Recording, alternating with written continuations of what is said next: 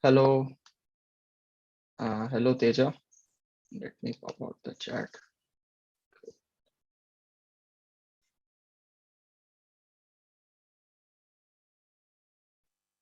I hope you all can see my video as well.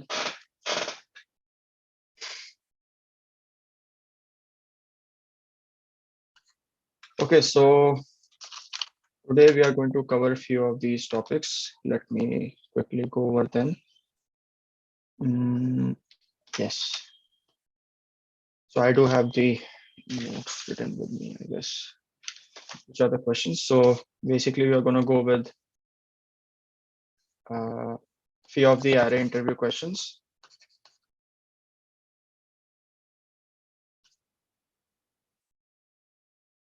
Review questions. And let me see if the volume is correct. Yes. And the first one is going to be majority element.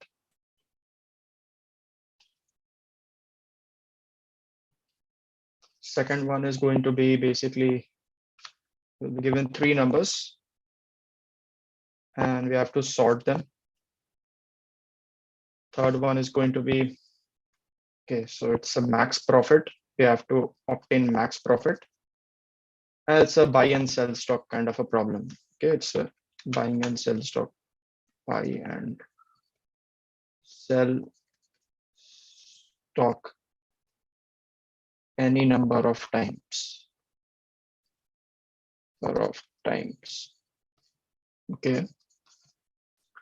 Then we look at a question which is rearranging the array in the format of this thing. So rearrange array in alternating positive and negative. So I can just simply write alternating. I hope my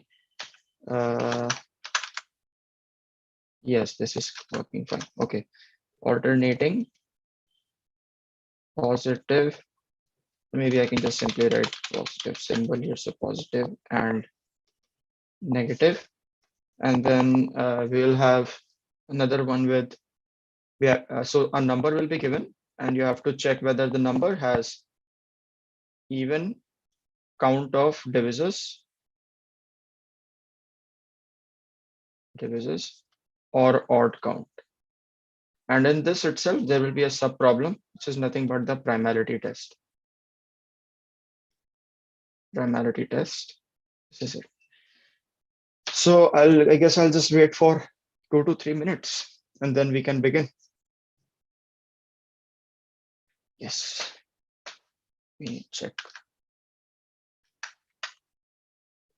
So. Okay. Hello, Jagannath. Jagannath. Yes, that's the correct name. Okay. Let's see if this is. Oops. I got this cool iNeuron background logo at my back from the Zoom thing. FSDS, I don't get what you're telling, Preetpal. Will you teach DSA? Yes, I'll be teaching DSA, but what is FSDS? I don't get it.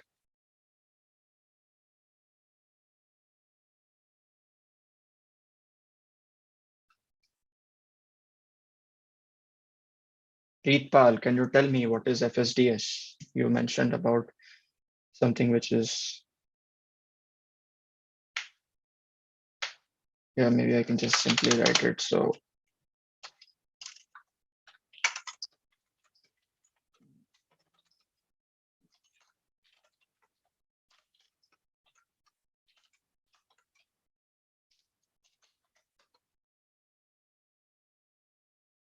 well, no, it's not. Okay, so full stack data science. Okay, no. It's not like full stack data science. No, I'm not going to teach DSA. So see, DSA is the base thing. Okay. So, hi, sir. Did you teach deep stream? Okay, this sounds not familiar to me. Let's see. Deep stream. Okay, so I don't know what that is. How important is DSA for data science? Okay, so for the first 3 questions, see, DSA is something like a base for anything. Okay, I mean, not anything. If you are going for a business development role, then DSA is not required there. But you get my point, right? For any tech role, apart from support roles, you'll have to be having DSA as the base or the foundation. Then you are going to be maybe a good developer. It's not like DSA is entirely based on that. Some people I know who are not good and like good at DSA, but not that good, but still they are good developers, better developers. For a Python developer, how much DSA is required? Oh, so see, if you're coding in Python if you're coding in Python, then DSA is something which is whatever you speak, right? So Python code, right? So according to me, DSA will be required around 3 out of 5 for a Python developer. But definitely learn all the concepts. See, what happens is that we're going to start in a minute or so. So what happens is basically, teach deep stream. Yeah, can you elaborate more? Robish, Pushkar, can you elaborate what deep stream is? Did you mean deep learning or something like that? Yeah, so basically in interviews, they might ask you some questions related to arrays or linked list. And in worst cases, they can ask you questions related to graphs and dynamic programming or maybe trees. So basically in company, in a real environment, graphs and trees are not used. Like I have not heard of it and I have not seen it so far. So many things such as strings, arrays, hash maps, set is mostly used, not even set. So basically, whenever the interviewer asks you about graph and trees, they just want to know that, okay, so your advanced concepts are clear or not, if you are able to approach the problem or not. Even in the interview, they don't expect you to solve the question. So you can just go with the approach. If you just tell the approach, you're 80% done. 20% is just writing the code. Even if you don't write the, if you know, even if you don't not able to write the code, you can just refer the web. 80% is your logic, right? 80 to 70%. Computer vision, sir. No, I'm not teaching computer vision. I'm just taking the DSA classes. Today we are going to talk about the array interview questions, which are quite important. In the previous video, in the previous session, which was held on Sunday, I discussed few questions over there as well. So today itself, I'm going to cover these questions. Let me just show you guys. Yeah, these are the few questions which I'm going to cover. First one is majority element. Second is 3 numbers will be given. Any number, 3 numbers, any 3 numbers. You have to sort them. Then so basically there will be an array of 3 numbers. I hope you get my point. You'll see. Then you have to, third question is max profit on, I can just buy and sell stocks at any number of times. And fourth one is I have to rearrange the array in alternating positive and negative numbers, sort of like the arrangement. And then fifth one is quite interesting. It's the easiest problem ever. So a number will be given to you and you have to find out that if the number has an even count of divisors or odd count of divisors. So it's like a primality test. That's it. So I think let's begin. Let's see if we have last more question. I'm going to use Python. I'm going to use Python 3. I'll use Python 3. So let's begin. Let's not delay anymore. Okay. Okay. Let's begin. The first question is majority element. Let me put a small tick here so that I know that I am covering this. Okay. Let's see. So suppose in an interview, you will be given an array. Okay, you will be given an array of integers. Suppose the array of integers is something like this: 3, 3, 1, 2, 3, 4, and then you can have something like 3, 5, 3, 3, 3. Let me check once whether I'm right or not here. So 1, 2. Okay, I think I should just take a smaller array. This is making a little bit more complicated. So instead of this thing, I can just have one more 3 here, right? 2, 3, 4, 5, 6, 7. 1, 2, 3, 4, 5, 6, 7, 8, 2. Cool. Yeah, this is the array which will be given. So suppose array A, or maybe I can just write it in small caps. I don't need to write every time. Yeah, small a is given. These are the array elements in the array. Okay. So 3, 3, 1, 2, 3, 4, 3, 3. So the question says that, okay, you have to find the majority element in the array. Well, you might be like, okay, what is majority element? So majority element's definition goes like this. So majority element or majority element's definition goes like this, that a number is a majority element which occurs more than n by 2 times in the array. And when I'm saying that this majority element, suppose the element is this number. So this frequency is going to be greater than n by 2. You might be like, okay, what is n here, right? So n is nothing but the length of the array. N is nothing but the length of the array. In this case, it's 1, 2, 3, 4, 5, 6, 7, 8. Wait, let me just write the indices as well. So 0, 1, 2, 3, 4, 5, 6, and 7. Yeah, so the length of the array here is 8. Okay, so in this case, number's frequency is greater than n by 2, and that number is going to be the majority element. This is the first thing you have to find out. Second thing is also given that majority element always exists in the array. Okay, so majority element always exists in the array. So you are not left with the doubt in your mind, at the back of your mind, that, okay, what if the majority element doesn't exist? Then I have to traverse the entire array again.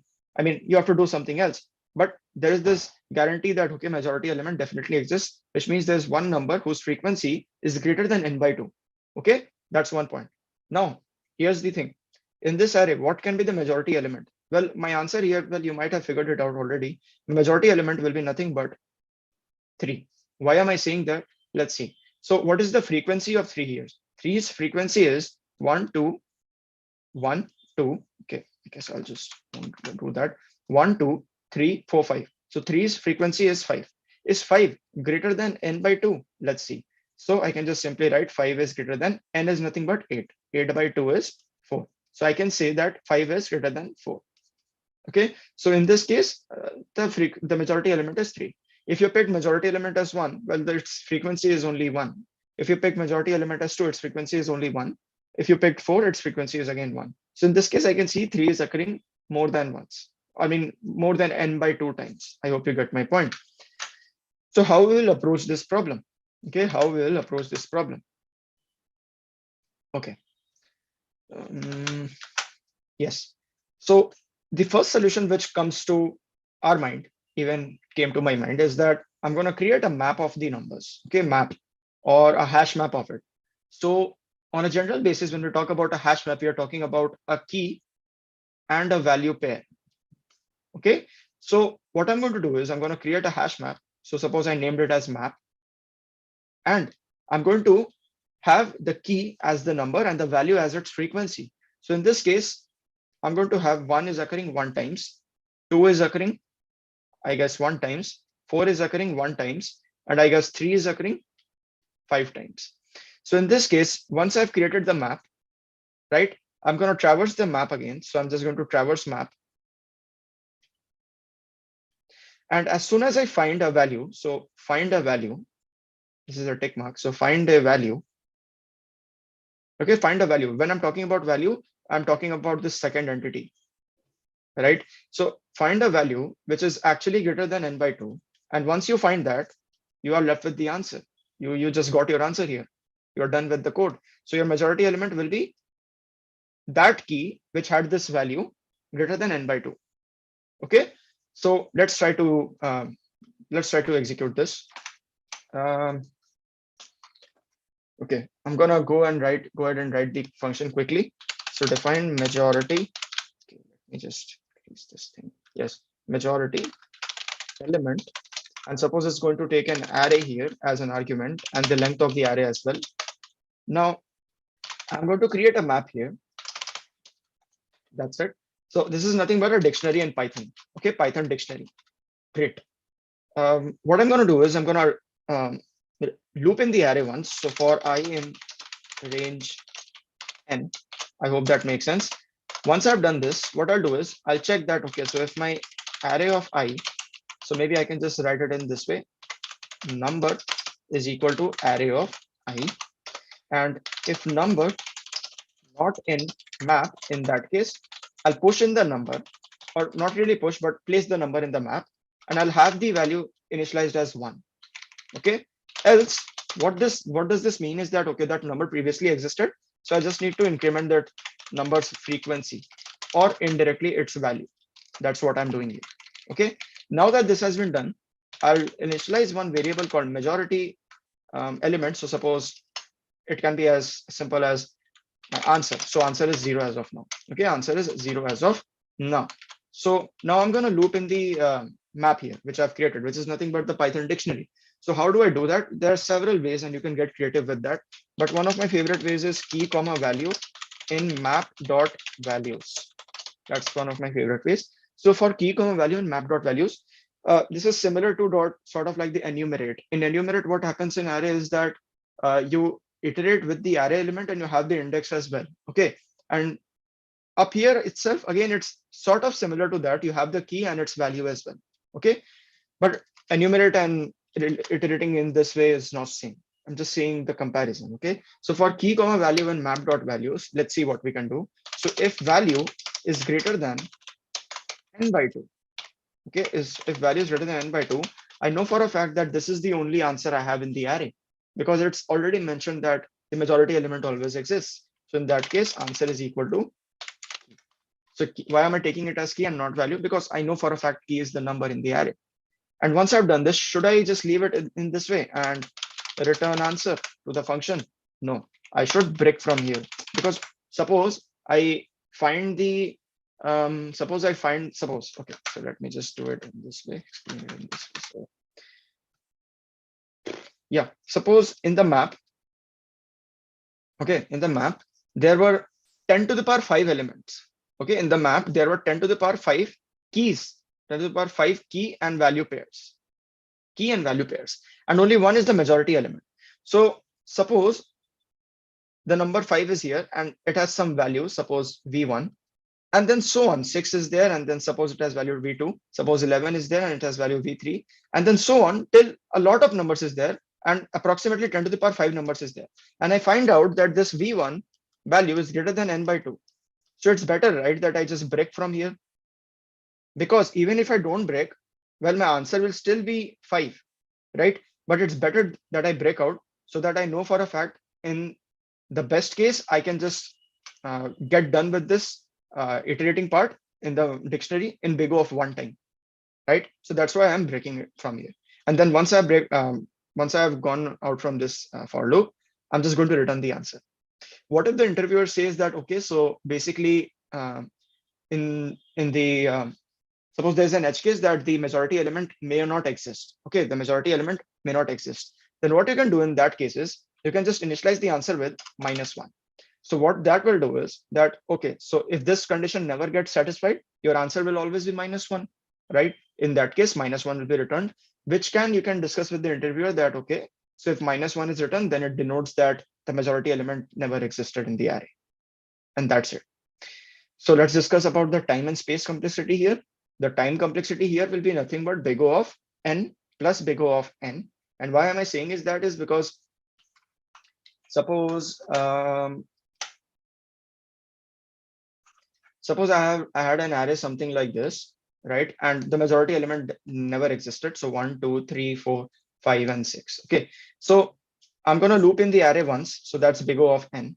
And the map is also going to contain in this format, right? Because see, it's going to contain all the elements and it's going to have a frequency of 1 itself.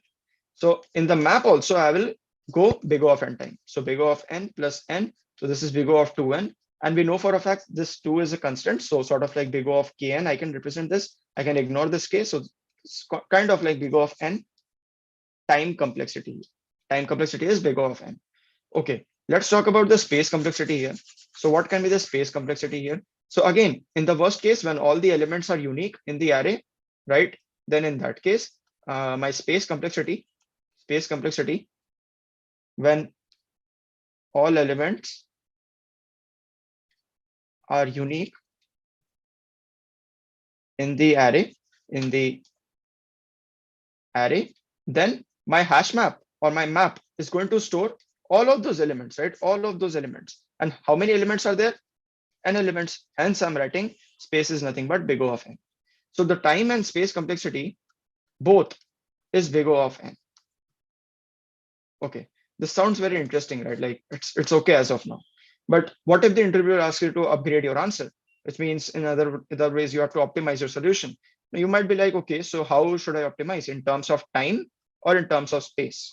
Okay, so he or she says that, okay, optimize in terms of space. So in this case, you have to solve it in a time complexity of big O of n and a space complexity of big O of 1. So how will you do that? Well, there is this algorithm, you might have heard of it. It's called Moore's voting algorithm, Bare Moore's voting algorithm. I think I messed up on the name, but it's okay. So what that so to understand the algorithm, get the let's get the array again here. So it's 3312. Let me write it again. 3312. Then I guess we had 3 and 4. Then we have a bunch of 2 3s, if I'm not wrong. 33123 433. 33123 433. Cool. This was our array, right? This was our array elements. Now I'm going to explain this, but before I do that, before I do the explanation and the intuition about how it's going to work, let me write the small pseudocode here. Okay, let me write this small pseudocode here. Then you will be able to understand. So for this problem, for this approach, not the problem, this is the Moore's voting algorithm, right? So Moore's voting algorithm. Okay, let's see what we can do for this. So here's what I'm going to do. I'm going to maintain a candidate here. Okay, I'm going to maintain a candidate here. Candidate. Now, what is my candidate? Right? What is my candidate? In an exam, a candidate is the one who is giving the exam, right? In an election, a candidate is one who is standing up from some party. But in this case, candidate is the majority element. Okay, so in this case, my candidate is the majority element. So initially, my candidate will be nothing but 0. Just initialize it with 0. You want to initialize it -1? Go ahead. Because at the end of the day, it's going to have some number out of this array. Okay, this has been done. I'll maintain a candidate. I'll maintain a count variable. Okay, I'll maintain a count variable, which is going to count. Okay, it's going to count. It's going to keep a track of the count of the candidate. Okay, it's as simple as that. It's going to keep a track of the count of the candidate. That's it. Now, what I'm going to do is I'm going to loop in the array here. Okay, I'm going to loop in the array. And okay, 1 second. Let me just put my phone to silent. Yes. So these are few of the conditions which I'm going to encounter. Okay, these are few of the conditions which I'm going to encounter.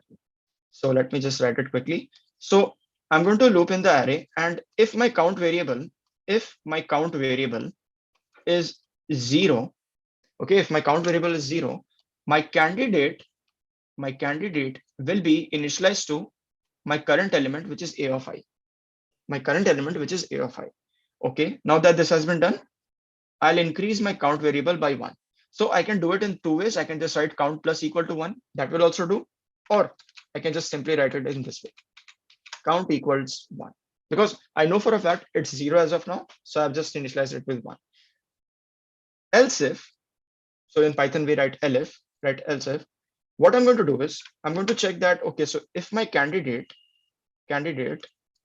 is equal to my current element, in that case, my count variable will be simply increased by 1. So count is equal to, so I think so I should just write it in this way, count plus equal to 1.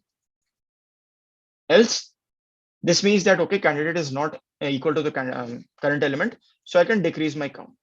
Well, this might sound like a little confusing, right? Why am I just writing the pseudocode here, right? I'm going to explain it with respect to the pseudocode, and you guys will better understand in that way. Okay, so 3 3 1 2 3 4 3 3. Okay, I guess I'll just do it in this way. Yeah, I'll just update the answer here itself. Is this the part here? Can I do this? Don't know. Yes, I can. Yeah, it's done. Okay, give me a second, guys. Algorithm, and this was count. Yes, it's done. So it's all in the frame. As of now, let's see. Let's proceed. So currently, I'm at this index I. Okay, my I is at this index. Okay, so currently my count is 0. Candidate is also 0. Great. If count is 0, yes, it is. So candidate is a of I. So candidate becomes this 3. count is initialized to 1. Okay, step by step we will go. Okay, now that this has been done, I'll move my I pointer here. Okay, is count 0? No, it's 1. Is candidate equal to a of I? My candidate 3, is it equal to a of I? Yes, it is. So I'll increase my count by 1. So my count from 1, it becomes 2. Step by step. I is here. Is count 0? No, I don't think so. Is candidate equal to a of I? Which means is 3 is equal to 1? No, it's not. So I'm going to go in this way. I'm going to go this condition, else condition. Count, I'll decrease it by 1. So 2 decreases by 1. Cool. I'm at I up here. Okay, my I is up here. Is count 0? No. Candidate is equal to a of I. Notice 3 is not equal to 2. So my count decreases by 1. Here's the interesting part. It's 0 as of now. Here's the interesting part. Whenever my count is 0, I'm going to mark that moment in the array where my count is 0. So in this case, I can see that this is the moment of point of a time when my count is 0. So I'm just going to write it in this way. Just mark with the line 0. Okay, great. I'll mark again if it occurs again. Okay, let's see. So right now, if count is 0, by the way, my I is here as of now. Let me move a little. Yeah. So right now, if count is 0, yes, it is. So candidate becomes a of I. Now candidate will be 3. Back to 3. Okay. Well, I could have just had it in this way, but I just changed it again. So it's back to 3. Cool. Count is 1 as of now. So I'll increase my count variable. Great. Now I comes to 4. So count is 0. No, it's 1 here. So LF candidate is equal to a of I. Is 3 equal to 4? No. So what I'm going to do is I'm decreasing count here again. So my count becomes from 1 to 0. So again, at this point of a time, again, I'm going to mark here. At this point of a time, my count was 0. Okay, at this point of a time, my count was 0. I don't think that arrow is necessary. Great. Now my I is where? My I is at this 3. Okay. Again, is count 0? Yes, it is. Candidate becomes 3 again. Count is initialized to 1. Again, I'll move my I forward. I is at 3 again. Is count 0? No, I don't think so. Candidate is a of I. Yes, 3 is equal to a of I, which is 3. In this case, I'll increase my count. My I comes up here and it breaks out of the loop. I mean, the processing has been done. All the array elements have been processed. So can I not say that my candidate is going to hold? My candidate is going to hold the answer here, which is nothing but 3. Now, all of this explanation part has been done here, but how did this work, right? So the moments of time where I have sort of like marked here, right? This became 0 and this became 0. So how you can go about explaining this process is that consider everything here. So I'm going to write here. Okay, give me a second. So for every block in the array, now you might be like, what is the block here? So I'm talking about this block. Okay, so the block formed by the moments when it was 0. So I'm talking about this block here. This is one block, this is 2 block, and this is the third one. Great. Now it's saying that, okay, so for every block in the array, okay, delete one majority element. Delete one majority element for every non-majority element.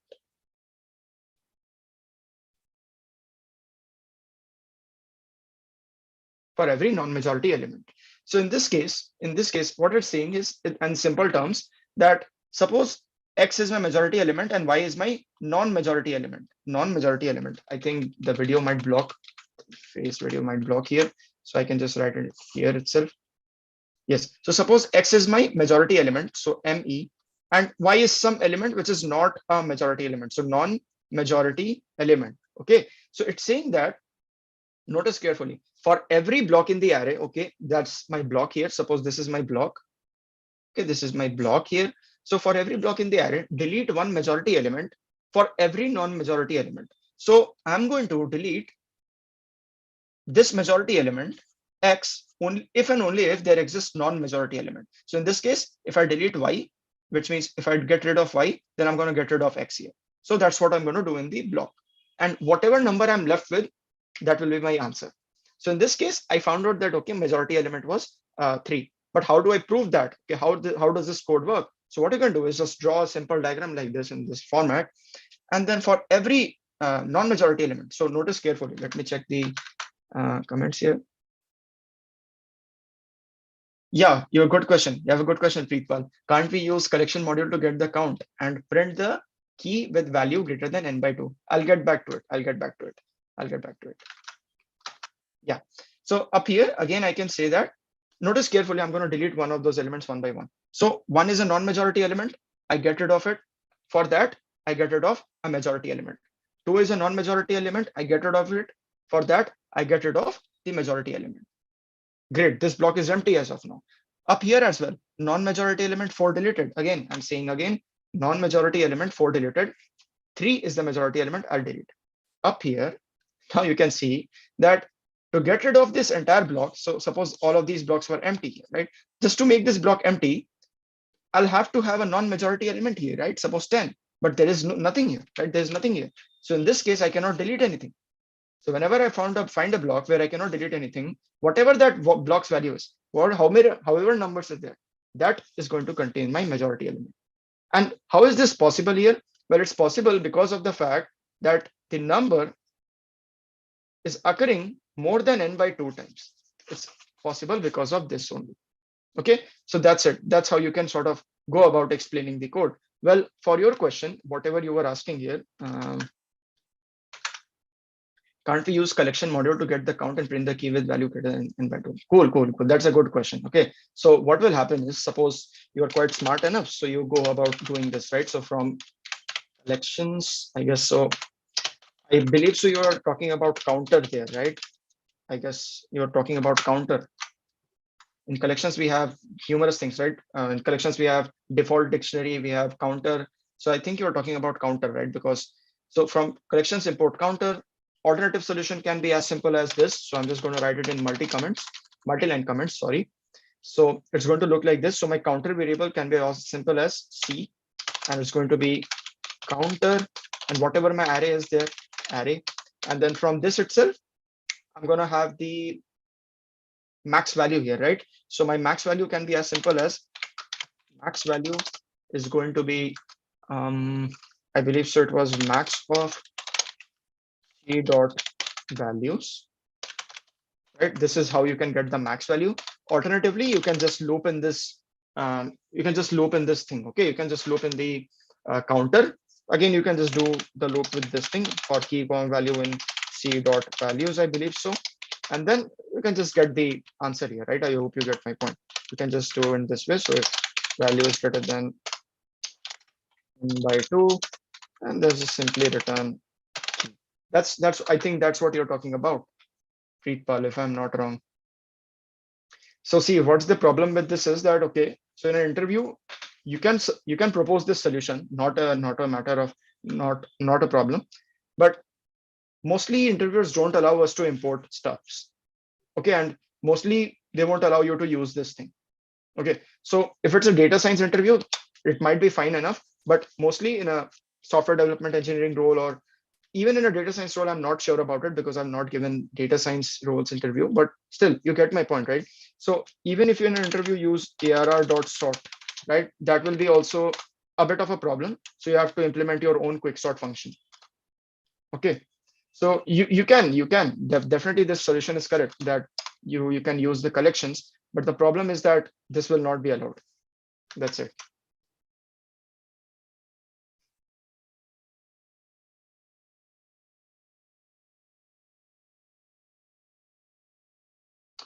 Okay, so I guess this is it for the first question.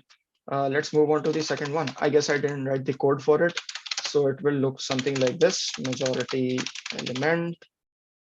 It's going to take the array and the length of the array as well. Cool. My candidate will be as simple as candidate. It's going to be nothing but 0. My temporary count variable can be as simple as temp count. Is going to be 0 as of now. I'm going to loop in the array here. So for I in range n. So if my count is 0, in that case, by the way, this is not So I can just rename this as count because I'm using it again and again. Great. If my count is 0, then my candidate comes out to be A of I, right? Array of I. Or I think a better convention will be to use in this way: current element is array of I, and then I can just simply update it this way. So current element, and my count variable will be 1. Elif, okay, else if or elif, whatever your language is, candidate is equal to my current element. Well, in that case, I have a better opportunity to get the majority element. Else, I can just decrease my count variable by 1, and at the end of the day, I can just return my candidate, which is nothing but my majority element. That's it. This is what our code, the optimized solution is. Okay, so big O of n time, we can see that, and big O of 1 space as well, because we can see we are occupying 0 or no auxiliary space. Okay, so let's move on to the next question. Let me check what was the next question here. Okay, so the next question is 3-number sort. It's one of my favorites. It's one of those quite easiest problems out there. 3-number sort. Okay, so given an array. Okay, so you will be given an array, and only 3 numbers will be used in that array. Okay, suppose this is the array here. Okay, and I think you might be familiar with this problem as of now, but for those who are not, I'm going to explain the problem statement. So you'll be given 3 numbers. Pick 3 numbers as such as, suppose, 10, 25, and 30. Pick any random 3 numbers. I'm not talking about, see, in problem statements, you might find numbers like 0, 1, and 2, right? Sort a number of 0, 1, and 2. But you can go with any 3 numbers here. Okay, so suppose I pick 10, 25, and 30. Okay, and you have to sort them. So suppose I'm going to have numbers in this format: 25, 30, 10, 10, 30. And maybe I'll just have one more, suppose 25. So this is what the numbers are given, right? And the n value can be as large as 10 to the power 5. This is nothing but the length of the array. Okay, so the solution requires you to, well, the approach requires you to sort this array, right? You have to sort this array. You have to sort the current array, which is nothing but A. Okay, sort the array. So sort the array A. Well, this will give me an output such as 10, 10, 25, 25, and then 30 and 30. Well, the interviewer will say that, okay, what are those 3 numbers? In this case, it's 10, 25, and 30. Okay, great.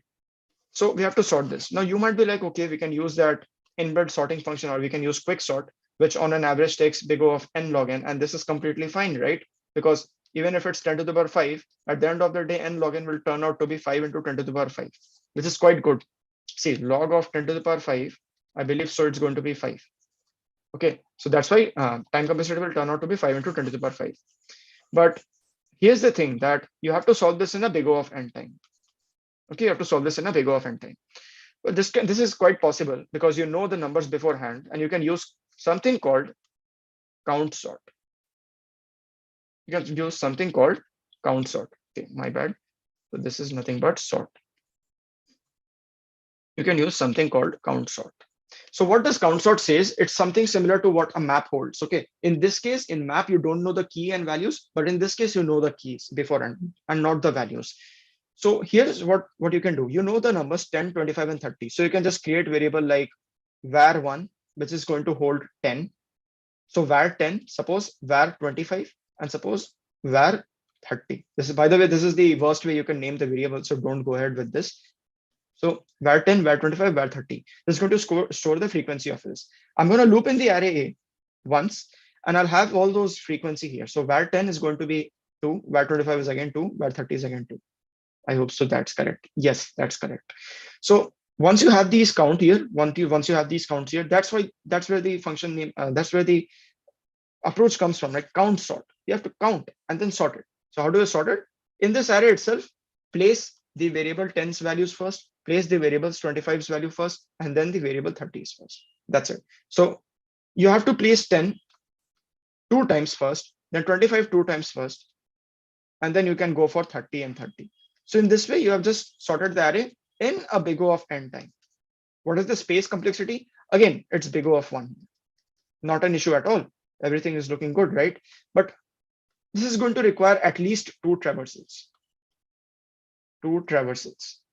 Now you might be like, okay, two traversals of big O of n, right? Because once we are going to loop in the array and get the count of all of those three numbers, and then again we will replace them, right? So it's going to be big O of 2n, which is again big O of n. But what if it said that you have to solve this without using count sort and in only one traversal? Okay, you have to sort this using only one traversal and without using count sort. By the way, if you are not aware of this, so let me just write it quickly. So this was, I guess, define sort three numbers. This can be one of those functions. Array is nothing but my array name, and n is the length of the array. I'm gonna have three numbers here. Suppose those three numbers are, it's not necessarily going to be 0, 1, and 2. It can be 10, 25, and 30. Suppose 10, 25, 30. Get creative with that. Okay.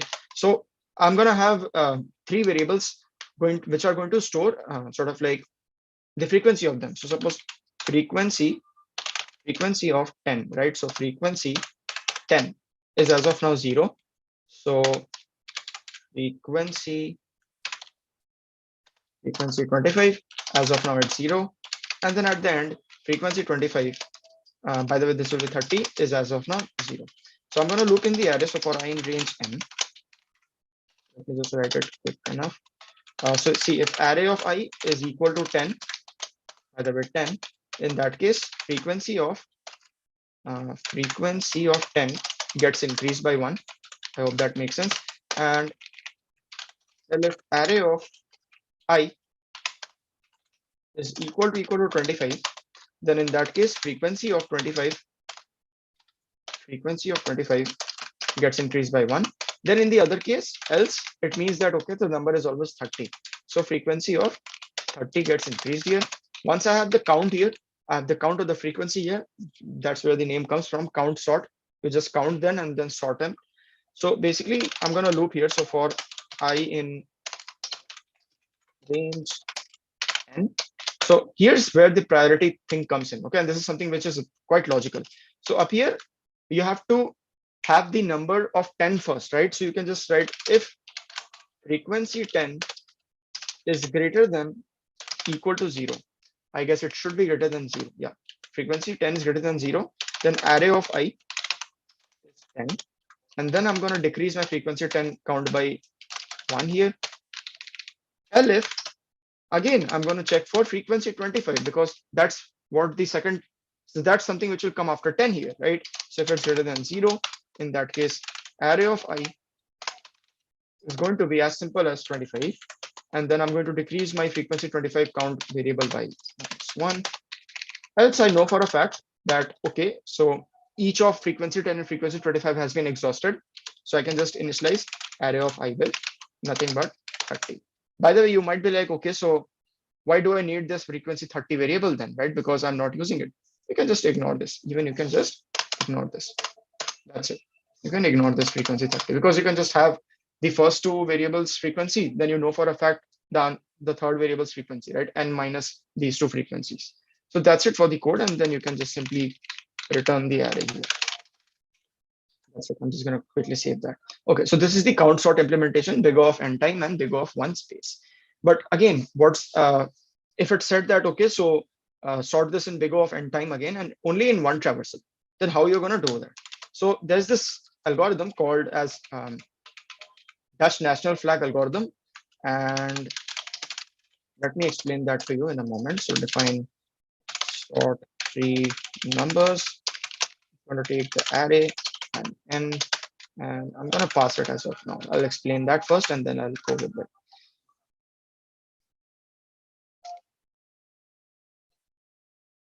Can't we use, okay. Hi Raghavendra. Hi Raghavendra, request please put topic before 812 in description, else it's very difficult study topics just by naming class. Okay, yes, I'll definitely do that. And I appreciate you noticed me, pointed out this mistake, so I'll do that, Ansh. Like decision arrays date 12. Yeah, I'll ask them to do that. Okay.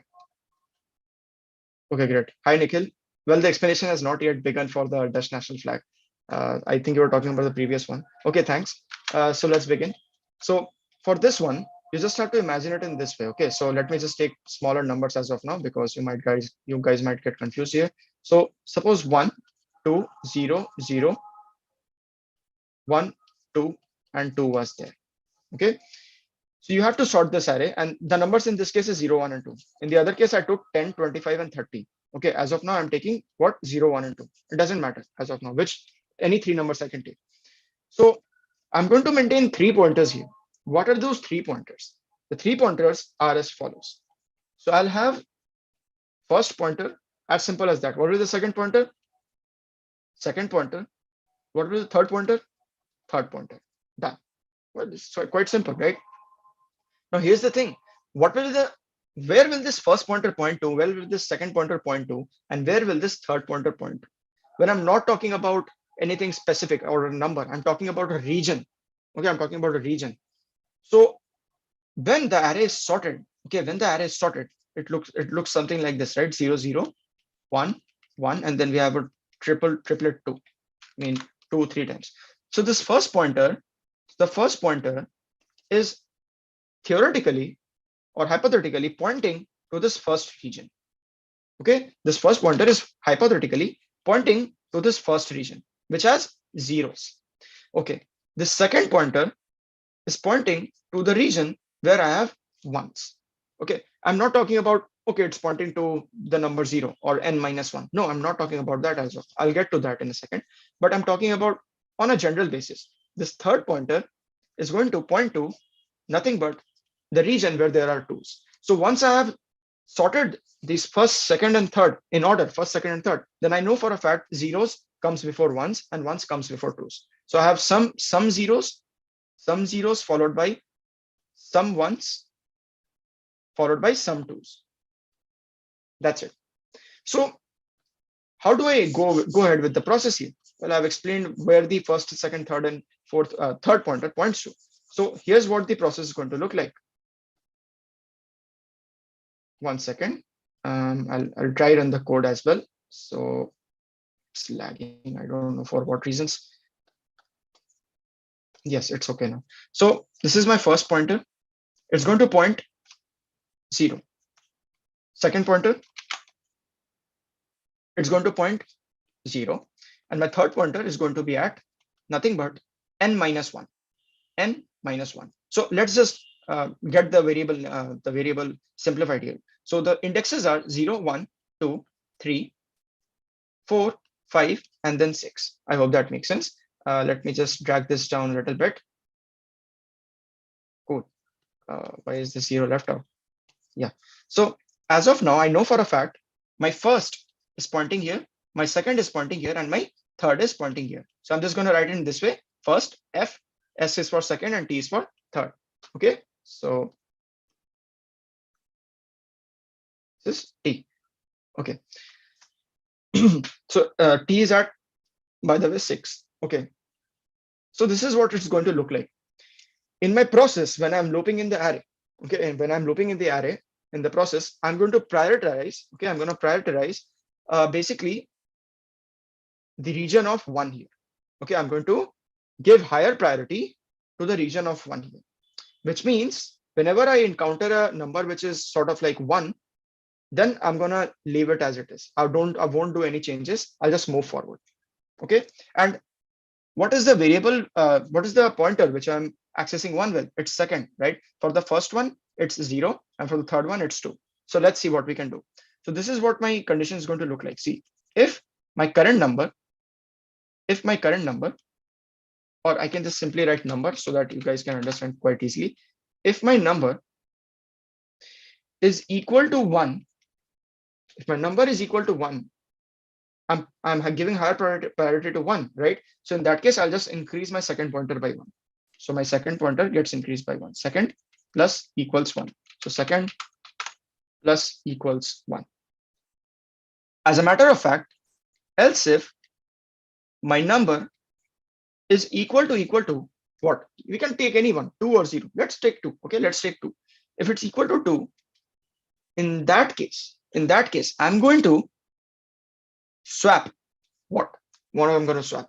So at some point of a time, okay, at some point of a time, my second pointer is here, okay, and my third pointer is at the very bottom, at the very end. So I know for a fact if I get 2 in this second pointer, which I'm seeing number is equal to 2, in that case, I'll just swap this second pointer with this third pointer, because I know this 2 should come to this third pointer region. I hope you get my point. So up here, let me just get this process undone. Great. So in this case, I'm going to swap the numbers at the positions second and third. Okay. Once I've done this, I'll decrease my third pointer. Here's very small point you have to take care of. I'll decrease my third pointer by 1. As of now, I have not started to dry run the code. Once I dry run, everything will be more clear. Else, should I write LF number equal to 0? No, I should not. I know for a fact I've checked for 1, I've checked for 2. Well, we are left with 0, right? So else, which means that number is 0. So I'm not going to write else if number is 0. So in that case, I'm going to swap which positions. So see, at some point of a time, again, when I'm in second, right? Any point in this region, the middle region, second, I find out that some number is 0. So I should swap that with the first pointer, which points to the first region, and 0 should be there itself. So that's what my take is here. That's what my logic is. So again, up here, I'm going to swap my first pointer, or more logically, I'm going to swap my second pointer with the first pointer, or vice versa. Both will make sense.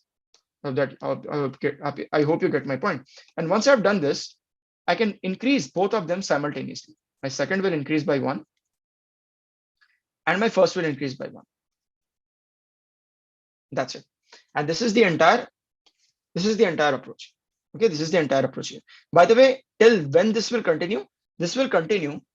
All of this will continue while my second pointer is less than equal to my third pointer. Okay, this will continue till this thing. Okay, let's try to dry run this code quickly so that we can understand it properly with respect to the pseudocode which I've written. So let's see. As of now, my currently second is at 1. Okay, let me use a different color. Screen visible to you guys, I hope so. So let's see, number is equal to 1. Yes, it is. My second increases. Okay, my second increases. So I'm just going to quickly remove my second from here and put it up here. Cool. Now my second is at 2. Is number equal to 1? No. Number equals 2? Yes. So what should I do? I'll swap second and third. Where is my third at? Up here. So you might be like, okay, why am I swapping? It's 2 and 2 swaps. True. If I swap 2 and 2, then it's the same here, right? So let's just do that. Let's have patience and do that. So I'll swap 2 and 2. Okay, I'll swap 2 and 2.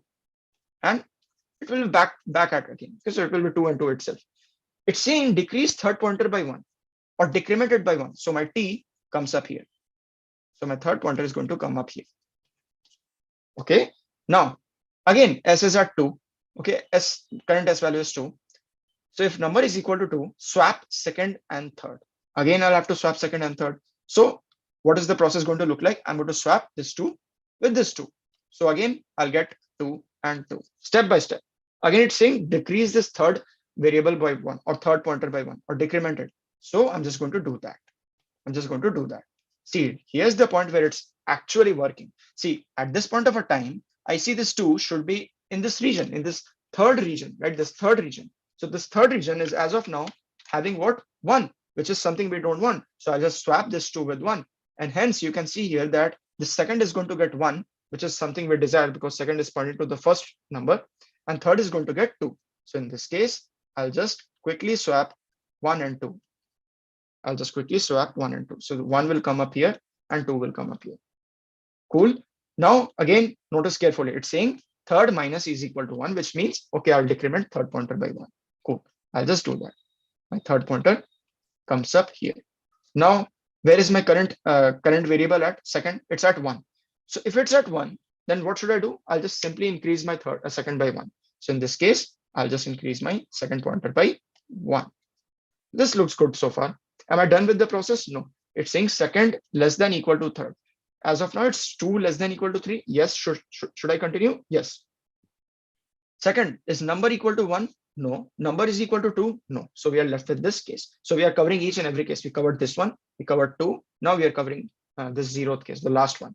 So swap second and first. So I'm just going to swap second and first. See again, why it's working. Why it's working. See, it's 0. It should be in the first region. Therefore, I'm swapping it with the first region, right? So 0 and this one is going to get swapped.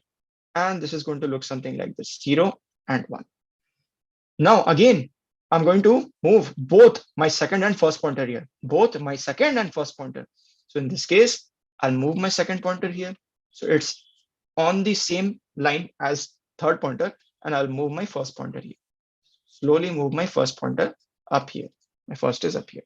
Now, should I go ahead? Yes, 3 is less than equal to 3. This is the condition, right? 3 is less than equal to 3. So I should continue here. What is this number? Is number equal to 1? No. Is number equal to 2? No. Is number equal to 0? Yes, it is. So my last condition is getting executed. So what I can do is I can again swap second and first. I can again swap second and first. And again, you can see it's magically working, right? So 0 gets swapped up here. So 0 comes here and 1 comes up here. Okay. Now that this has been done, I'll increase my both second and first pointer simultaneously. So my second pointer goes up here. My second pointer goes up here past third pointer, and also my first pointer goes up here.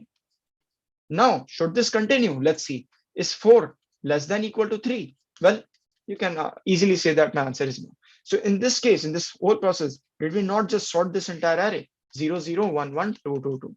And I hope this explanation was clear, like it has registered in your brain.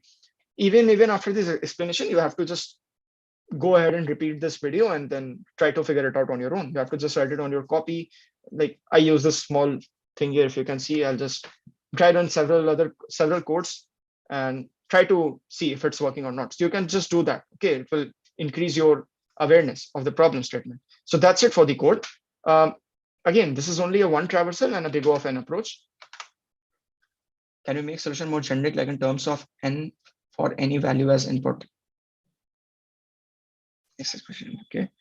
Can we make a solution more generic, like in terms of n for any value as input? Okay, so you're talking about a big O of n solution, right? Or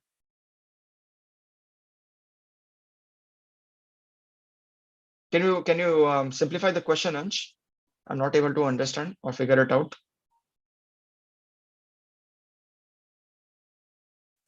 Do you want me to obtain? Are you talking about what is pointer of a region? Yeah, great. So when I was talking about this thing, right? So I think you missed out on the first beginning part. So see what's happening is, see, so if this is the array, I'm talking about numbers are 0, 1, and 2.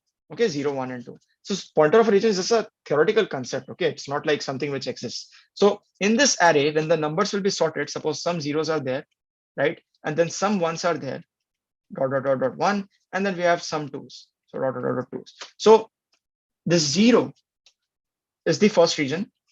The one where the ones are there is the second region, and this is the third region. So I'm talking about pointer to region, right? So it's just a theoretical concept, is that my first pointer is containing all the zeros. My second pointer is containing actually all the ones, and my third pointer is pointing to all the twos. There is nothing as such pointer to regions, but I was trying to explain that in terms of the hope that okay, you guys will be able to understand. But in an actual fact, these numbers will be initialized to some numbers, right? But I'm talking about that itself. I hope you get my point.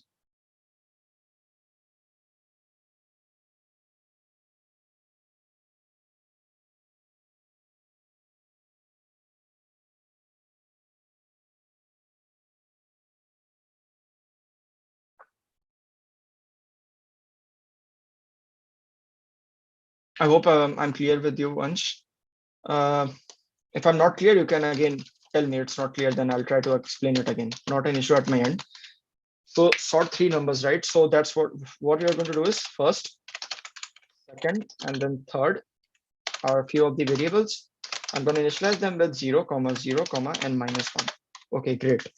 While my second is less than equal to third, in that case, I'm going to check that, okay, so if array at second is equal to 1, which is something which we want. So I'll just increase my second pointer by 1.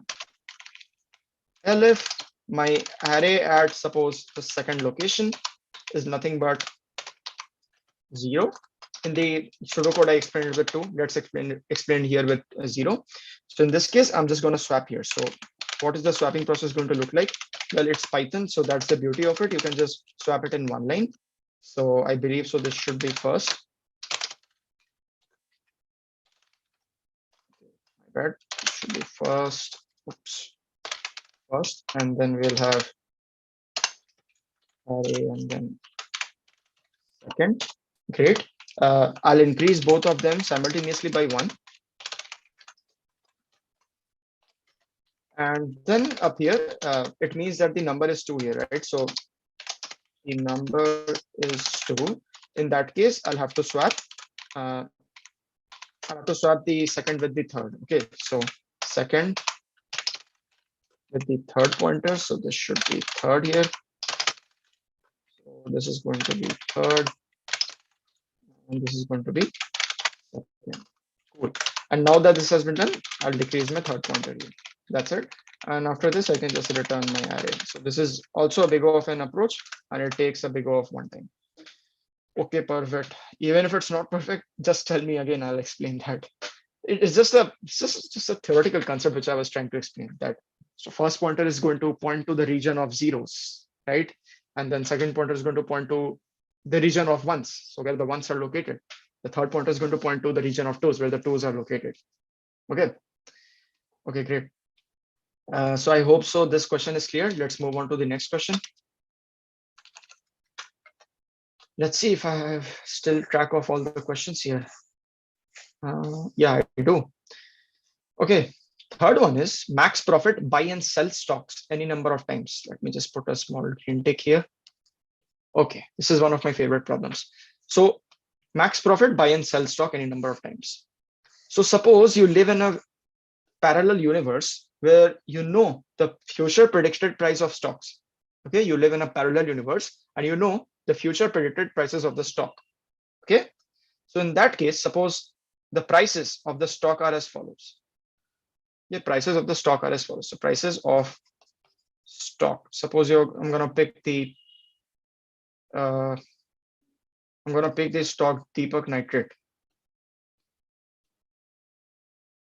or Loris Lab, right? So if I'm not, I don't think I remember the spelling, but I'm gonna pick this stock Deepak Nitrate. Okay, so excuse me. So prices of stock are given to you. Okay, and suppose the prices are as follows: 1, 2, 5. Maybe I can just pick 3, 4, and then 7. Maybe 8, and then not 8 really, but I'm gonna go with 6, and then I'll go with 4, and then suppose 5. These are the prices of the stocks. On which days? Well, the days can be thought of as the indices plus 1. So days are as follows. This is the day 1. This is day 2, 3, 4, 5, 6, 7, 8, and 9. So these are the corresponding days and the prices of the stock on that day. I hope you get my point.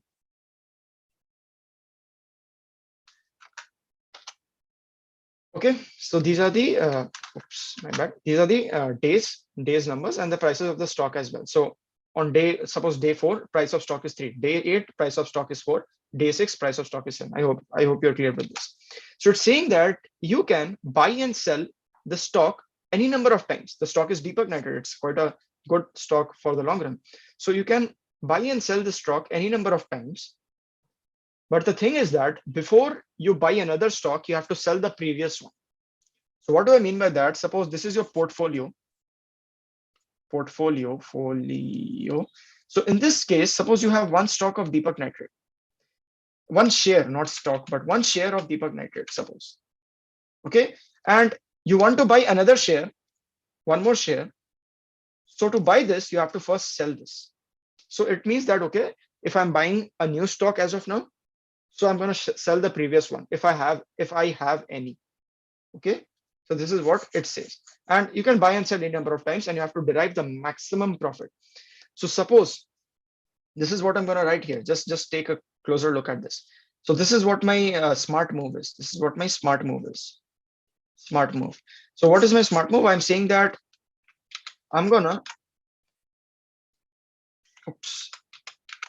to buy on day 1 and I'm going to sell it on, I'm just going to write sell on day 3.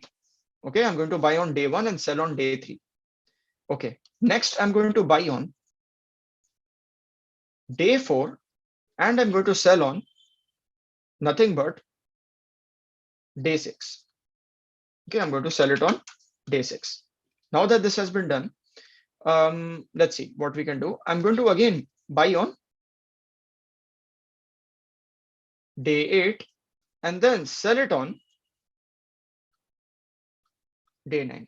This is what my smart move is looking like. So let's try to derive the profit out of this. So I bought on day 1, right? So I'm going to write the profit here itself for each one of them. Great. I bought on day 1 and sold it on day 3. So day 3, I sold it on 5, but I bought it on day 1 for 1 rupees. Okay. 5 minus 1, day 3, 5, 1 minus 1. I hope you get this. Buy on day 4 and sell it on day 6. Day 6, I sold 7, but for how much I bought? 3. Okay. 3. Buy on day 8 and sell on day 9. Day 9, I sold it for 5, but for how much did I bought it for? 4.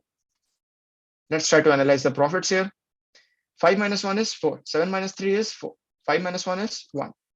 If I just add these few numbers here, I'm going to get 4 plus 4 is 8. 8 plus 1 is 9. So this is what my profit is going to look like. Okay, 9 is what my total profit or max profit.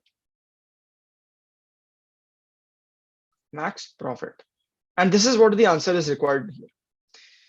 Now, if you have not noticed one thing here, you can just sort of think here for a minute that what is the pattern when I'm buying or selling? Is it just a random thing or I'm just following some pattern here? So the pattern goes like this. So let me write it in words and then I'll explain with respect to the array here. So the pattern goes like this. Pattern is like this. Consider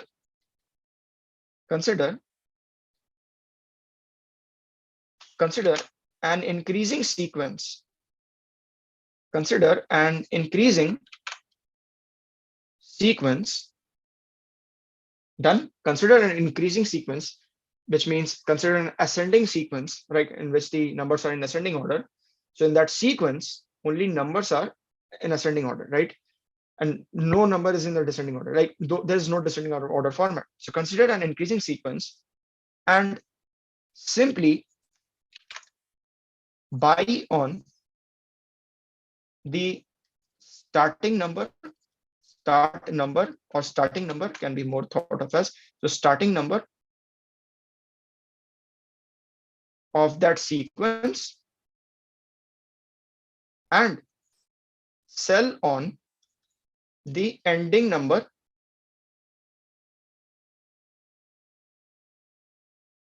of that sequence. That's it. This is what my pattern is. So consider an increasing sequence, buy on the starting number of that sequence, sell on the ending number of that sequence. As a matter of fact, if you take a closer look at this, just ignore the days as of now. That's just there to help you guys understand. Okay. So if I consider this sequence 1, 2, and 5, and I consider this sequence 3, 4, and 7, and I consider this sequence 6, and I consider 4 and 5. So these are 4 sequences here. This is the first sequence, second sequence, third sequence, and fourth sequence. Or instead of sequence, you might call this as sub-arrays. Okay, and not sort of like what is this other thing? Sub-arrays, and then we have. Okay, we had something which can subset. Yeah, you cannot consider this as a subset.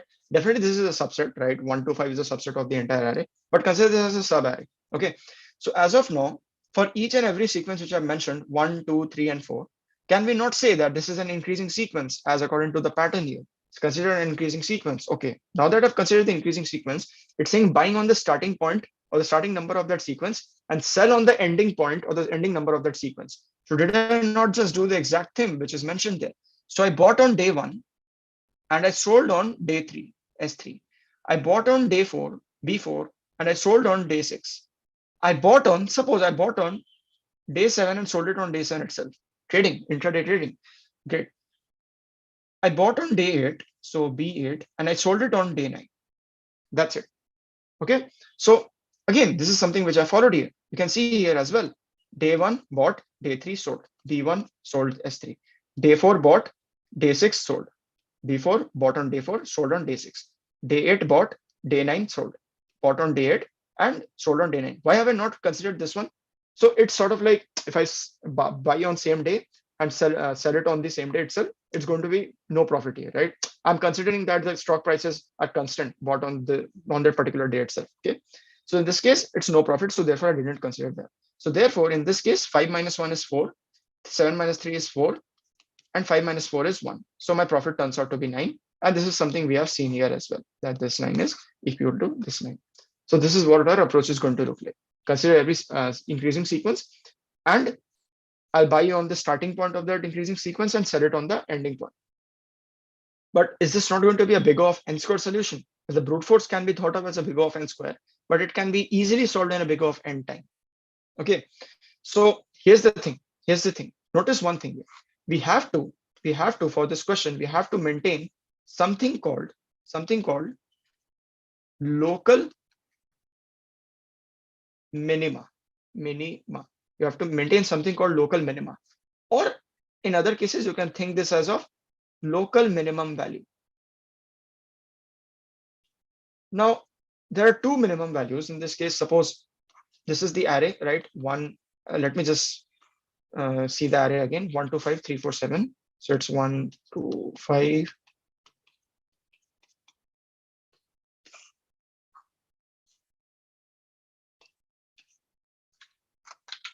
6 4 and 5. Okay, so if I talk about the minimum of this array, what is the minimum? I can say the minimum is 1, right? But when I'm talking about local minimum, then it's going to change at every point of a time, right?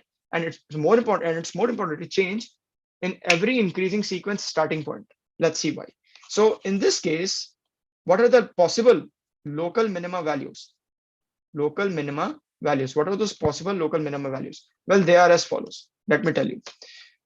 For this sequence 1 to 5, the local minimum is 1. For this sequence 3 4 7, local minimum is 3.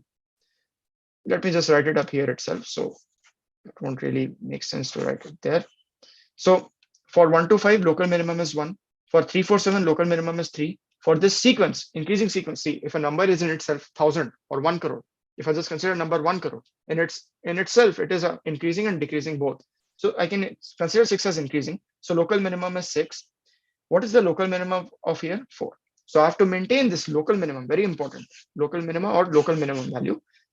And then once you have the local minimum value, when are you going to sell?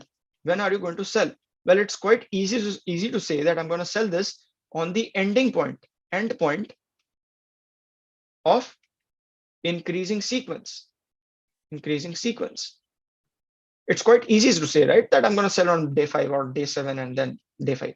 Not day 5, but I'm going to sell at this 5, 7, and then 5. It's quite easy to say, but how am I going to communicate the same thing to the program here or to my system? Well, notice carefully, I'm selling it on a peak day. Not really a peak day, but a peak number. I'm going to sell on a peak number. Very important. So what is a peak number? Consider all of these elements again. 1 2 5 3 4 7 6 4 and 5. So a peak element or peak numbers definition goes like this. So suppose some number is here at the ith location, and this is the I minus 1th location. This is the I plus 1th location in the array. So the peak, if I say that this number at the ith location is a peak number, in that case, it means that the number before it, suppose X, and the number after it, suppose Y, both are smaller than this number. So suppose a good example can be, suppose 5 is here, or let's take it as 10 as of now, take it as 10 is here. And I say this is the peak number, Pn. Then before that, at I minus 1th location, this is I, and I plus 1th location, both numbers are smaller than that. So suppose 5 is here and suppose 9 is here. Both numbers are smaller than this. So I can say this is a peak number. Even if you just visualize this, 5 comes up here, 10 comes up here. Suppose this was 6. So 6 comes up here. So is this not forming a peak here? This is the mountain peak here. mountain peak. I hope you get my point. I'm not going to write that rubbish thing. So 5, 10, and 6 is here. So 10 is nothing but my mountain peak, MP. Okay, so I can say that I'm going to sell it on peak number. That's it. So where am I selling here? I'm going to sell on 5 because 5 is the peak number at this point of a time. 2 and 3 both are less than 5. 7, I'm going to sell on 7. 4 and 6 both are less than 7. Again, 5, I'm going to sell. 4 is less than 5, but there is no number up here as well, right? So this is something which you're going to take care of in the edge case. Okay, let's see what we can do. So this is what the approach is going to look like. Let me just do it for you guys. So I'm going to maintain the variable or the location index of the local minima. So suppose I maintain something like this, local minima, right? So I can just have the number as the name as minimum IDX, min IDX. It's initialized to 0 as of now. Okay, it's initialized to 0 as of now. So when I'm at a current number, okay, I'm at a current number. If I find out that if my prices of I is less than prices of I minus 1, what does this mean? It means that if my current number, suppose I'm at the ith location, my current number is 4, and it's actually less than my previous number, I minus 1. So at I minus 1, suppose 10 was there. So can I not say that this is my local minima? So in this case, I can initialize this min index value. So in this case, my min IDX value will be nothing but I itself. Okay, now that I've done this, how will I check for the peak number? Well, it's as simple as this. So I'm going to check that, okay, so if my current number prices of I is greater than both of its numbers behind and back, behind and front of it. So prices of I is greater than, equal to, can have it equal to as well here. So maybe I can just ignore the equal part, considering all the prices are unique here. Okay, prices of I is greater than my previous price, which is prices of I minus 1. And okay, and here's where the edge case comes into the picture. You might say that, okay, I can just simply write prices of I is greater than prices of I plus 1,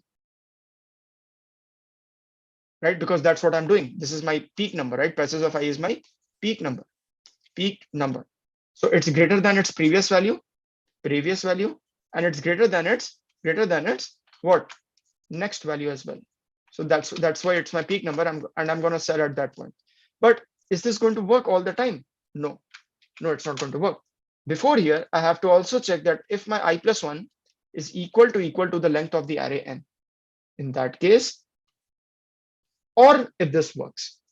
Why is this going to work? I'll discuss that. And if this is getting validated, then I'm going to increase my profit as follows.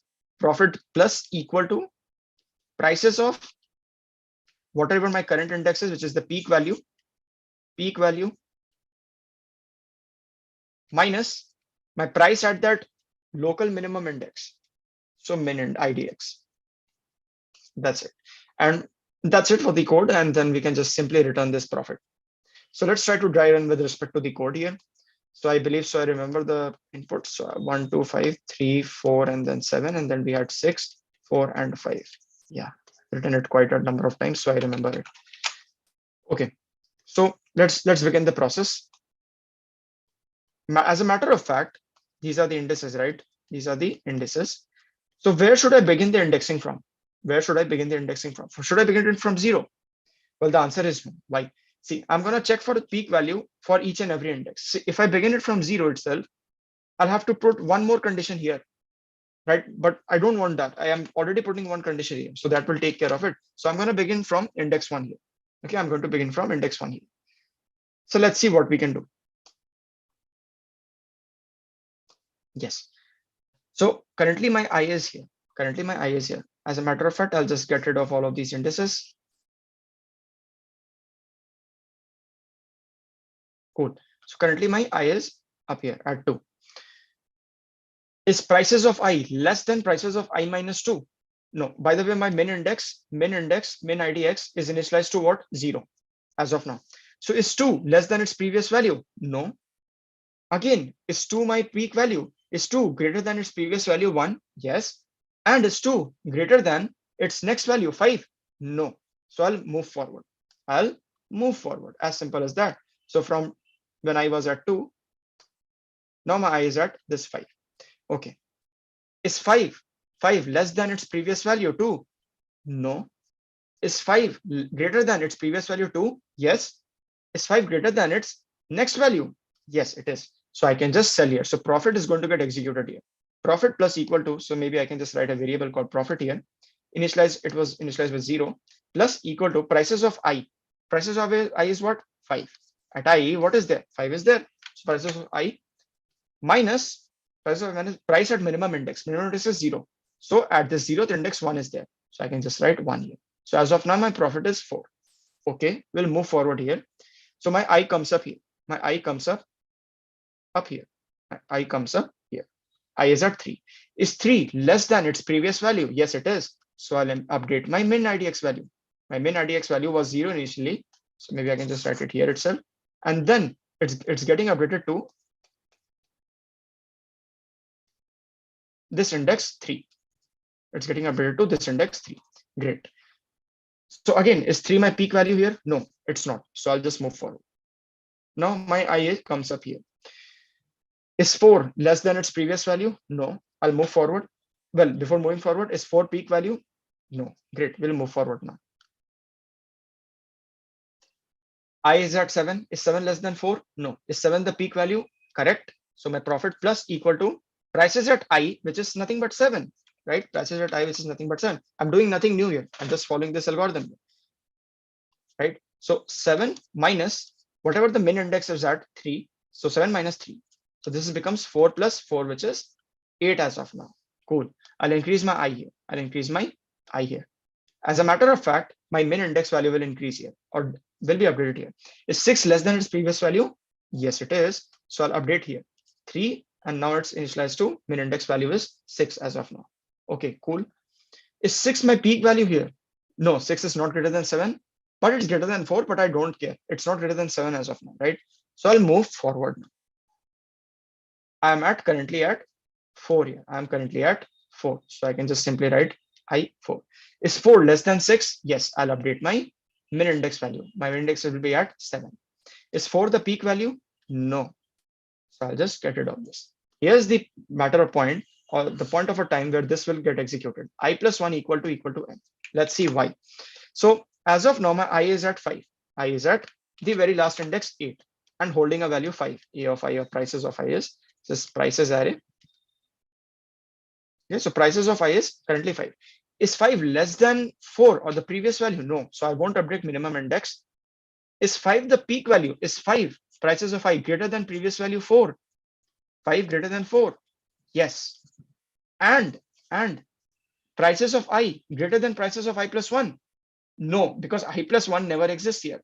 It will be array index out of bound exception. Therefore, I've written this first. So if I plus 1 equal to n, which is true in this case, so I plus 1 is 9 equal to n, which is in turn 9. In that case also, this would work because I've written this or. Any one of these conditions need to be satisfied. In that case, again, I'll just update my answer as 8 plus 5 minus 4, which is going to be 9. And this is what my answer is. This is what my entire answer is. So let's try to code this out. Let's see if there is anything doubts. No, we don't have anything here. Okay, let's code it out. So I'm going to write the function here. Define whatever my function name will be. Suppose my function name is max profit, right? Max profit, and then I'm going to have the prices array here, right? And the length of the array as well. So n, it's n. Now I'm going to have the profit variable, which is going to store the profit of all of those prices. I hope you get my point. Now what should I do? So profit is there. I'll have my local minimum index. So min IDX is going to be nothing but initialized with 0. Maybe for your clear understanding, I'll write minimum IDX, and before that I'll add local. So local minimum IDX. In full I have written for I in range 1 till n. And again, why I'm starting from 1, that's something I've discussed in the explanation part. Okay. Now, if my current price is actually less than my previous price, so price is at previous prices at I minus 1. If that's the case, in that case, I can update my local minimum index as I. Cool enough. So I'm just going to write the comment here as well because that makes sense. Updating my local minima index here. Right? That's a very bad comment, so pardon for that. Pardon me for that. Updating my local minima index here, and up here I'm gonna check if the current price is peak price or not. If it's peak price, then sell it. Else continue. That's it. So up here again, how should I check? I'll check whether it's greater than its previous value. So if prices at I is greater than its previous value, which is prices at I minus 1, and here's where the small condition which we were talking about, I plus 1 is equal to n, or any one of these conditions will satisfy, then it's good to go. Prices at I is greater than my prices at I plus 1, which means, okay, I encountered one peak value here. In that case, profit will be increased by prices at, okay, I don't know why that happened, prices at I minus prices at what? Should it be J, I plus 1, K? No, it's going to be local minimum index. That's how I'm going to increase my value. Okay, that's how I'm going to increase my value. Now that this has been done, I can just update my answer here. So suppose, not really update, but just print the answer here. So return profit. This is what the entire approach is going to look like. For the max profit, how we'll get max profit? By buying and selling any number of shares. Okay, great. We don't have any doubts here. You can just throw in any doubt, whatever you feel like. Okay, great.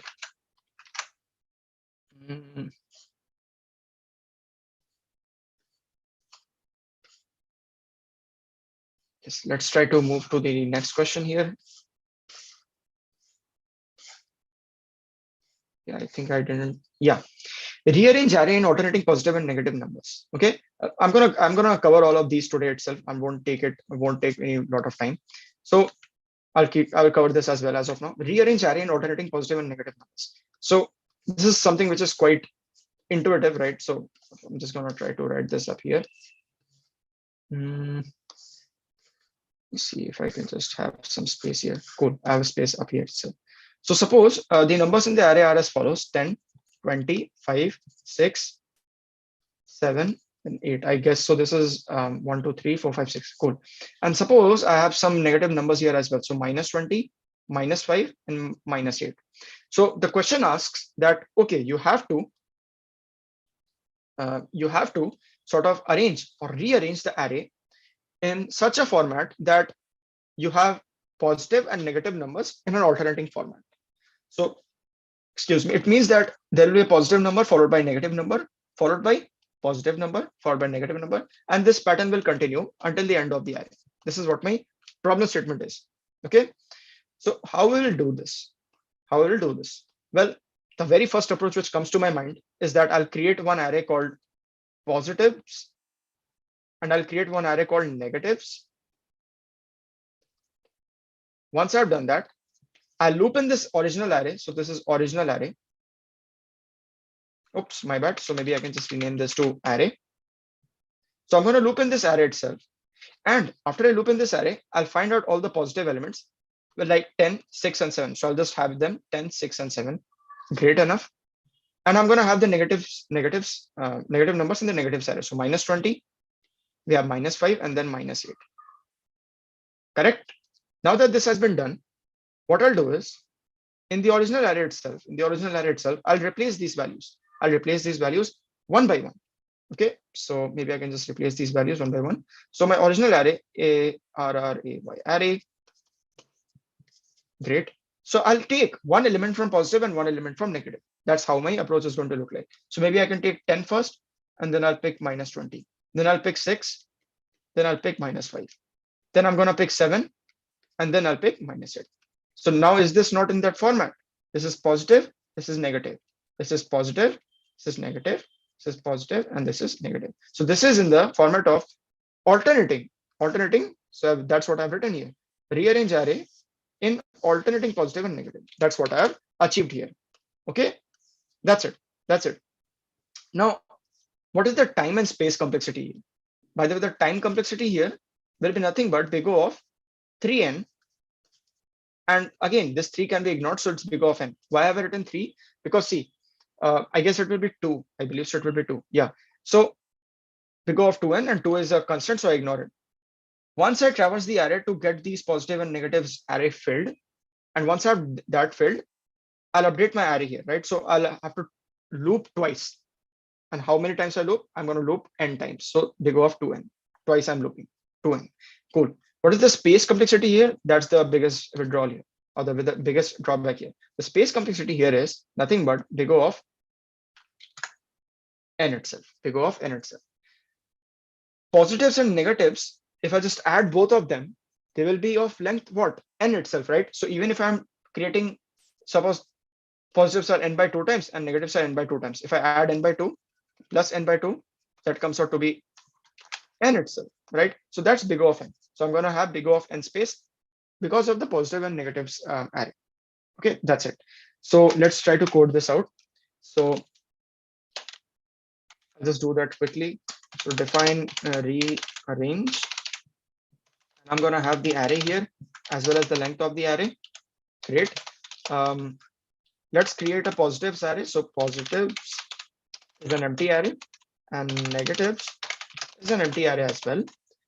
I'm going to loop in the array here. So for I in range n, or maybe I can just loop directly. So for num in array, I won't even require the n here. So for num in array, if num is, by the way, if it will be given that there are, suppose, no zeros in the array. Suppose there is 0 in the array, then should you consider that as a negative or a positive? But you can just consider that as negative. Why? See, you can talk to the interviewer at this point of a time that, okay, so if there's 0, should I consider it as a positive or a negative? And accordingly, you can take. Suppose he or she says that, okay, consider it as a negative. Then in that case, you have to check that if number is greater than 0, it means it's positive, right? It's positive number. So in that case, in the positives array itself, I'll just add that number. So append whatever my num value is. Else I know for a fact it's less than equal to 0. Else I know for a fact that my number is less than equal to 0. Just commented it out. Then in that case, negatives dot append whatever my value is, which is number. Once I've done this, my bad. So I'll have pointer to both of these positive and negatives. So suppose I have pointer to the positives as POS pos and to the negatives as NEG negatives, right? These are pointers to these two arrays, positives and negatives. I'm going to loop in the array here. So for I in range, should I loop in with this thing? No, I don't think so. So I'm going to have an index I here. So while I is less than n here, right? While I is less than n here, I'm going to check that, okay, so if array at I is going to be nothing but positives, so this should be positives at the location POS. I'm going to take the first positive number. Okay. Once I've done that, I'll check that, okay, so if I plus 1 is less than n. Okay, if I plus 1 is less than n, in that case, array at, why am I doing this? I'll tell you. Okay, why I'm doing this, I'll tell you. I plus 1 equals nothing but negatives NEG. Cool enough. And excuse me. Once I've done this, what I'll do is I'll increase my I counter by 2. I'll increase my I counter by 2 because see, at once I'm getting positives and negatives. So suppose 5 and minus 3 came in. So should I not increase my I by 2? Right? Because if I increase my I by 1, then that will be a logical error in the program. So once I've done this, I'll also increase my positive by 1 and my negative here by 1. Negative is equal to 1. So that's it. This is what the entire thing will look like. And then at the end, I can just return my array here. I believe so. This is it. So what's really happening is that suppose the elements were in this format. Suppose the length of the array up here I took was even, right? Suppose the length of the array was odd. 1, 2, 3, 4, 5. Length of the array n is 5, which is odd. Number of positives is how many? Suppose the number of positives is nothing but 1, -2, 3, -4, and 5. Okay. Let's see if I have to do that. I don't really know. Yeah, we can. So up here, my positives is going to contain how many numbers? 1, 3, and 5. Okay. My negatives is going to contain -2, -4. Okay. In my original array, I'll have 1 here. In array, these are the locations. Right? These are the locations 1, 2, 3, 4. 1, 2, 3, 4, 5. These are the locations. Okay. I'm not writing the indices as of now. This is one based indexing as of now. Think of it like that. So I'll have 1 here. I'll have -2 here. Great. I'll have 3 here. I'll have -4 here. In the next step, see, here's the point. In the next step, I'm going to have 5, right? But as of now, I'm checking if I plus 1 is less than n. So is 5 plus 1, 6 less than n? No, it's equal to n. Therefore, it won't really go here. It won't really go here. And hence, my I will be increased. And therefore, this condition will be broken. Okay. What will happen if I just don't give this? If I just don't give this, comment this out. What will happen if I just write something like this? In that case, for this test case, my negative value was suppose up here, right? Some negative indexing is 0, 1, and 2. Negative indexing is nothing but 2 here. And array of I plus 1. So array of 6, which never exists here, is going to be initialized with negative of 2, which again never exists. And this line is going to throw me a big error. So therefore, I'm checking for this small thing here, which you can figure it out on your own. If I plus 1 is less than n, go for it. Else, definitely I is getting increased. And once it's not valid here, it will return the array. That's it. Now, the challenge here is that how do we do this in a big O of one time? Or not big O of one time, that's quite surprising. But how do we do this in a big O of one space? Okay. And a big O of n time itself. So the concept we're going to use is in place. Okay. So in place, sort of like collection of negative elements. What do I mean by that is I'm going to traverse the array once and I'll collect all the negative numbers. I'll collect all the negative numbers to the beginning. So when I'm collecting all the negative numbers to the beginning, in turn, that will separate it from the positive numbers, right? So if this is the array, then at some point of a time, this is the beginning part, this is the ending part. Up here, all the negatives will be there. Up here, all the positives will be there. And this is a very sub problem that you might face this problem quite a very few times, but you might face that separate or segregate negative and positive numbers in big O of one constant space, right? This is a very good thing. So how do we do that? Well, I'll just proceed to the code here, I guess. It's going to look something like this. See, define rearrange, and array will be there and n is there, right? So see, this is what is going to happen. This is what it's going to do. Let me just, okay, it's hanging a lot here. That's not cool. 1, 5, 7, 8. Small numbers, -5 and -8 is there. So how do I get this array as -5, -8, and then some positive values, right? That's what I'm talking about, segregating positive and negative numbers and negative numbers to the beginning. So how do I do that? Well, if I'm at a current index I, I'm going to maintain an index, suppose an neg, and suppose my index I is also at the beginning. So both of them are initialized to the beginning. Neg negative is also here, I is also here. If my current number is negative, I'll swap it with the negative number and I'll increase my negative count. So that's what I'm talking about. So if my array at I is a negative number, suppose less than equal to 0, in that case, I'll swap what? I with negative, and I'll increase my negative by 1. By the way, I is also increasing by 1 constantly because I'm going to use a for I loop. And I'm going to loop in the array, which is of length n. So 1, is 1 less than equal to 0? No, I'll move my I forward. Okay, I comes up here.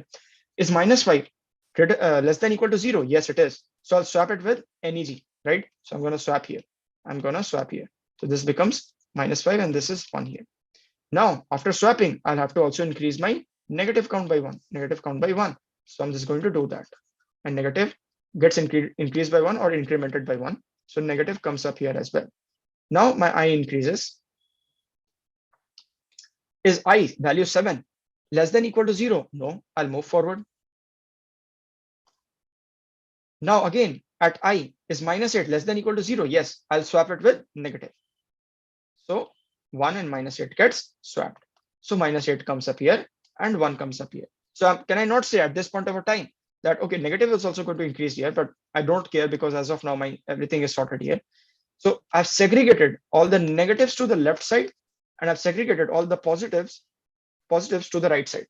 Quite good, right? As soon as I've done this, let me tell you one interesting thing here, that as soon as I've done this, suppose this was some ideal array, -5, -6, -7, and I had some positives here, 1, 2, and 3. So as soon as I've done this, this is all negatives here, and this is all positives here. Great. I'm going to maintain 2 pointers again. Okay, I'm going to maintain 2 pointers again. What are those 2 pointers? I'm going to maintain a negative pointer again. So negative, it's going to point here, and I'm going to maintain one positive pointer. So what are these pointers pointing to? These pointers are pointing to, they're sort of like, see, negative pointer is pointing to the first index where the negative numbers begin from. Positive pointer is pointing to the first pointer where the positive number is beginning from. Why is this positive not pointing to 3 or 2? Because that's not where it begins from, right? It's beginning from 1 here. I hope you get my point. So in this case, I'll go one by one. Okay, one by one. I'll swap this negative position with my positive position. After I've done that, I'll increase my positive count by 1 and I'll increase my negative count by how much? See, here's the thing. If I swap this 1 and -5, that's what it said there. So 1 comes up here and -5 comes up here. So as a matter of fact, I want this to be the negative one, right? So I should increase my negative by 2 places. So up here, I can just simply write 2. So now my negative comes up here. Now my negative comes up here. Okay. And my positive definitely gets increased by 1 because that's what we have seen. Okay, great. My bad. Quick, cool. So as of now, again, I'll swap negative and positive. So this will look something like this. -7 and 2 is going to get swapped. So 2 comes up here, -7 comes up here. Okay. Now that this has been done, again, I'll increase my negative here. I'll increase my negative here by how many times? I'll increase it by 2 times. So negative comes up here itself. And my positive comes up here. So let me just write it quickly. Positive comes up here.